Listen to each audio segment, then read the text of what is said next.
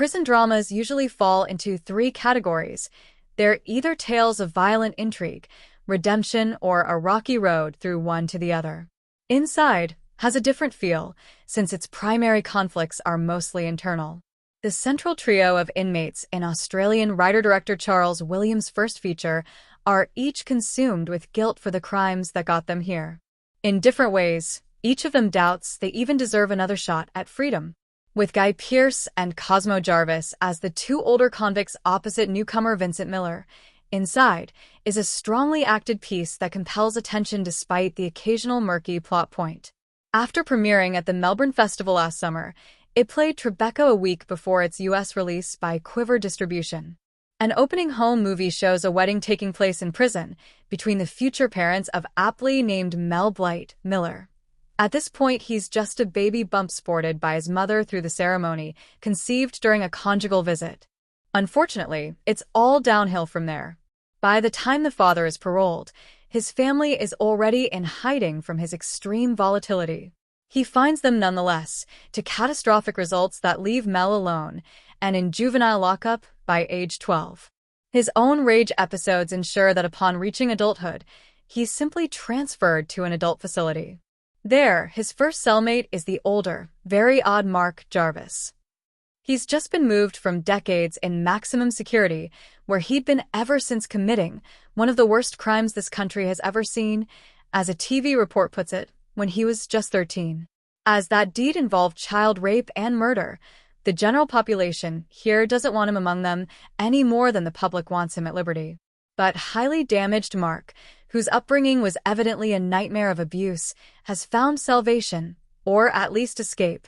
He's ordained himself a servant of the Lord, holding improvisational services in the prison chapel to a paltry flock. Mark ropes keyboard player Mel into providing musical accompaniment, hoping to gain an acolyte. But the new fish doesn't want to be saved. Deliberately imperiling his chances of release, he creates a ruckus in a rehabilitation class. This gets the attention of Warren Pearce, a longtime inmate who desperately wants parole, particularly now that a son he hasn't communicated with for years has restarted contact. But Warren has incurred debts toward other prisoners, a dangerous predicament given that he has no way to pay them off. He finagles his way into an alliance with Mel, intending to get that impressionable boy to kill Mark, who has a price on his head, one Warren aims to collect without soiling his own hands. Williams affords glimpses of these characters' pasts via flashbacks scattered throughout, though they don't by any means make those histories fully understood. It can also be hard at times for non-Aussie viewers to grasp everything explained in dialogue, since the accents are thick and Jarvis lends Mark a strangled voice presumably born of damage incurred in some formative beatdown.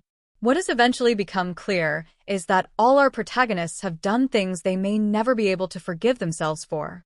In Pearce's excellent performance, Warren emerges a canny manipulator and former train wreck who's nonetheless persuaded himself he deserves a second chance. That belief gets dashed in a memorable late scene when he's permitted a day pass to visit his now-adult son, Toby Wallace, who turns out to have a very different agenda for their reunion. Chameleonic Jarvis makes Mark so out there physically and behaviorally that we can only guess at the depth of his lifelong estrangement from humanity, but it makes sense he'd seek transcendence on a spiritual plane of his own eccentric making. These two figures might be able to temporarily cover for their core feelings of self-loathing, but Mel hasn't acquired that skill yet. If Miller's wide-eyed turn leaves him more of a blank slate than necessary, that works well enough for a character who just might still have a shot at one day becoming a whole, functional person. Inside has a suspense hook to drive it forward and a climactic violent set piece, if not quite the one we were expecting.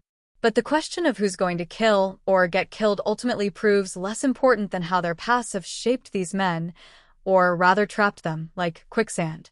An early sequence shows numerous convicts in a sort of group therapy session, and it's immediately obvious that the sole life lesson they've all absorbed is of their own worthlessness. There's no case-pleading tenor here, though. Williams eschews sentimentality just as he does the more lurid criminal melodramatics of Oz and nearly every prior screen, Big House narrative.